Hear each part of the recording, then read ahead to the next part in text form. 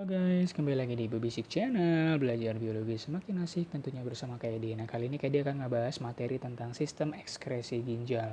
Dimana kalau ini udah kakak jelasin, maaf ya, udah beberapa kakak tulisin karena memang mungkin keterbatasan waktu ya. Nah jadi kalau kamu lihat ginjal kita itu ada dua ya, langsung aja ya. Ginjal itu ada dua di bagian rongga perut yaitu kiri dan kanan.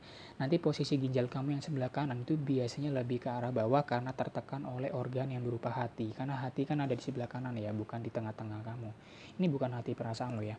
Nah ini nanti kalau kamu lihat ada gambar-gambar mau digambar ginjal atau yang ini nanti kamu temukan kayak warna biru, warna merah, kayak garis-garis gitu atau lingkaran-lingkaran, bukan lingkaran, kayak pokoknya biru merah lah. Itu merupakan pembuluh darah ya guys. Jadi kamu jangan terlalu apa sih ini biru merah mengganggu banget ya. Jadi biru itu merupakan pembuluh darah vena biasanya, sedangkan kalau yang merah itu pembuluh darah arteri atau nadi. Nah kalau yang gambar ini kamu lihat di sini, yang biru ini merupakan vena cava inferior. Vena cava inferior merupakan pembuluh darah yang membawa darah kotor dari bagian bawah tubuh untuk menuju ke bagian jantung yang bernama serambi kanan. Sedangkan kalau yang warna merah biasanya warna merah biasanya itu aorta atau arteri, menunjukkan itu pembuluh nadi ya. Nah, bagian ginjal itu bagian yang simpelnya adalah bagian luarnya itu kulit.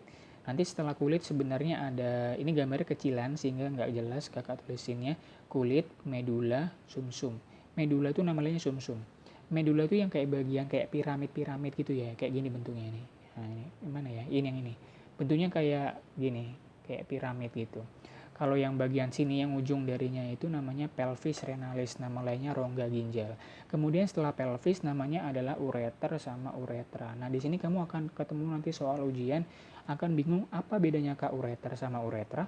Kalau yang ureter itu biasanya nanti dia sebelum kandung kemih. Kalau uretra dia setelah kandung kemih. Atau cara menghafalnya, E dulu baru R. Kak masih nggak ngerti? Lihat deh, kata ureter sama kata uretra itu awalnya sama-sama uret. Katanya sama uret. Cuman kalau yang ureter dia setelah uret apa E. Kalau uretra setelah uret apa R. Secara abjad maka huruf E dulu baru R. Cara ngafalnya ureter dulu baru uretra. Gitu ya. Nah next, kalau udah masuk ke bagian ureter nanti akan menuju ke bagian kandung kemih ini. Nama lainnya vesika urinaria. Kandung kemihnya udah penuh, maka dikeluarkan dong urinnya melalui uretra gitu ya. Nah kalau kita belah lagi nih bagian yang ini tadi, kita bagian kita berbesar, maka setelah kulit itu nanti ada namanya bagian bernama korteks. Di sini nggak cukup karena kekecilan gambarnya. Kulit, korteks, medula gitu ya. Kulit, korteks, medula. Nah di bagian korteks sama medula inilah terdapat yang namanya nefron. Kurang lebih gambarnya seperti ini. Diperbesar seperti ini gitu ya. Ujung dari medula, nanti bagian ujung dari medula itu kan sebenarnya TKK yang ini. Nanti dia menuju ke bagian pelvis renalis atau rongga ginjal. Yuk langsung aja ke bagian nefron. Bagian kecil atau struktur kecil bagian penyusun ginjal adalah nefron. Bedakan neuron sama nefron. Kalau U itu saraf, kalau F itu ginjal ya. Nah nefron itu dia satu gini namanya nefron guys ya. Jadi nanti nefron itu terdiri dari dua bagian, yang pertama badan Malpighi sama yang kedua tubulus-tubulus. Tubulus-tubulus ini merupakan nama lain dari saluran-saluran gitu ya.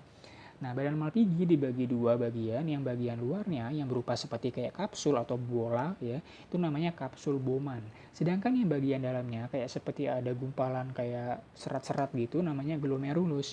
Nah, di bagian glomerulus ini nanti akan kamu temukan seperti ada namanya sel podosit.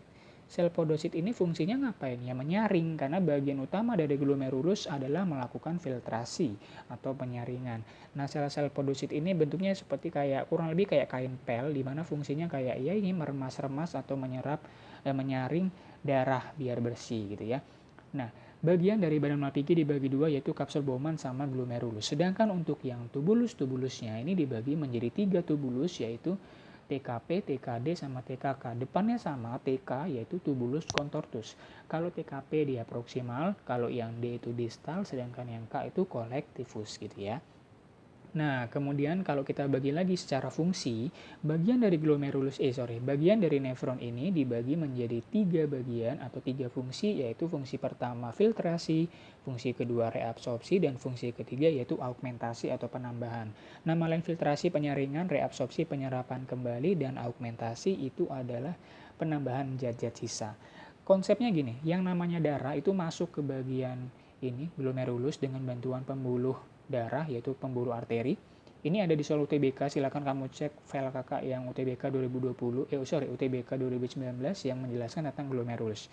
Ya, masuk nih darah di bagian si glomerulusnya, disaring-saring kan, disaring. Darah disaring untuk bisa menjadi urin primer. Urin primer itu dihasilkan oleh bagian glomerulus. Ketika udah jadi urin primer, maka dia lolos nih ke bagian TKP dan seterusnya. Di bagian reabsorpsi, urin primer akan diubah menjadi urin sekunder. Kemudian lanjut ke bagian selanjutnya yaitu augmentasi. Urin sekunder akan diubah menjadi urin sesungguhnya. Beberapa buku menulisnya adalah urin aja, urin gitu. Atau ada juga yang ngomong urin tersier, tapi sangat jarang menjelaskan urin tersier ya. Urin sesungguhnya ini merupakan urin yang udah jadi gitu ya. Nah, next. Ceritanya kayak gini guys, jadi ada darah yang masuk ke bagian glomerulus. Darah tadi diapain? Disaring. Apa yang disaring? Nah ini kakak jelaskan di sini. Yang disaring adalah protein. Karena di dalam darah itu kan banyak protein. Protein dibutuhkan oleh tubuh. Kalau dia lolos ke sini, maka dibuang dong. Ini kan sistem ekskresi, sistem pembuangan. Kalau nanti protein nggak disaring, nanti dia lewat. Kalau dia lewat gimana? Berarti nanti proteinnya kebuang dong lewat urin. Nggak boleh ada protein dalam urin. Itu artinya penyakitan. Jadi si manusia itu memiliki penyakit kelebihan protein di dalam urinnya gitu ya. Nah, berarti protein harus disaring nih. Kalau udah disaring gimana? Dikembalikan ke tubuh yang membutuhkan gitu ya. Nah, next. Terjadilah atau terbentuklah urin primer. Urin primer yang terbentuk tadi kemudian akan melalui tahapan bernama reabsorpsi ya. Reabsorpsi itu penyerapan kembali di mana nanti di sini ada terjadi proses penyerapan kembali dan apa yang dilakukan penyerapan kembali, siapa nama molekulnya itu adalah glukosa. Glukosa dan asam amino. Nah, glukosa dan asam amino gitu ya. Jadi yang diserap itu glukosa dan asam amino. Kalau ada yang belum paham asam amino itu apa? Asam amino itu merupakan bagian kecil dari penyusun protein. Jadi mungkin di sini itu terjadi penyerapan protein, pecahan-pecahan dari protein itu masih ada yang lolos ya. Nah, yang lolos itu gimana? Dilakukan penyerapan kembali di bagian yang selanjutnya yaitu TKP. Makanya biar benar-benar bersih nih, nggak ada unsur protein atau penyusunnya, maka diserap kembali di bagian TKP.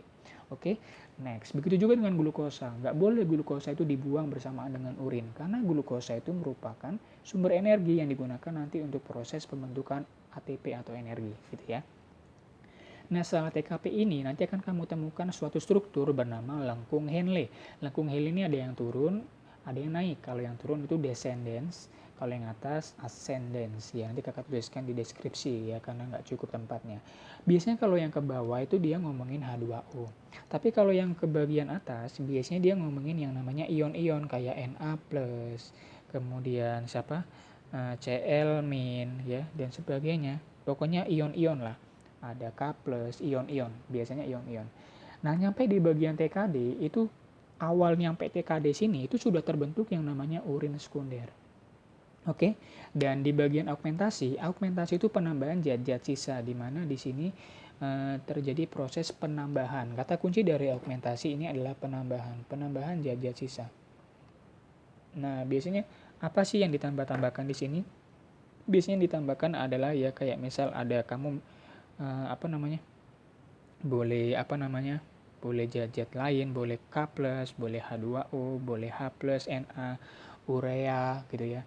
Misal ada urea, bau-bau lah ya, urea, amonia, banyak nih di sini ditambahkan zat-zat yang memang udah nggak penting di dalam tubuh itu ditampung di bagian TKD. Kamu ibaratnya gini, ini mau keluar nih, mau jadi urin, kamu mau keluar ya, iya, aku nebeng dong, aku kan kotoran gitu, jadi dia nebeng di situ. Karena di bagian augmentasi ini memang bagian yang masuk-masuk semua zat-zat racunnya gitu ya. Nah, kalau udah nyampe TKD dia akan dikumpulkan. Jadi semua yang udah masuk tadi racunnya dan urin yang udah benar-benar kotor harus dibuang, masuk ke bagian tubulus contortus collectivus. Ini kan kata kuncinya kolektivus. Itu bahasa Indonesia. Kolektif itu kan dikumpulkan sampai banyak, kemudian nanti dia akan bermuara di bagian ujung yaitu pelvis renalis. Pelvis renalis yang tadi ya ini nih. Pelvis renalis, kemudian ke bawah ureter, kandung kemih, kebuang gitu ya. Gitu. Jadi simple banget sebenarnya. Sorry agak kecepatan karena keterbatasan tempat sama waktu ya. Jadi kata kuncinya itu jangan banyak-banyak. Kakak ulang sedikit, filtrasi, reabsorpsi, augmentasi. Filtrasi kata kuncinya protein sama glomerulus. Kalau reabsorpsi kata kuncinya glukosa, asam amino, TKP dan lengkung Henle. Kalau augmentasi kata kuncinya adalah TKD, TKK, yaitu ada masuk racun-racun dan sebagainya atau sisa-sisa, kemudian dibawa ke bagian ujungnya yaitu pelvis renalis. Oke, cukup dulu dari Kak Edi ya. Jika kamu masih ada yang bingung, boleh tanyakan di kolom komentar atau nanti kakak tambahkan keterangan tambahannya di bagian deskripsi. See you guys.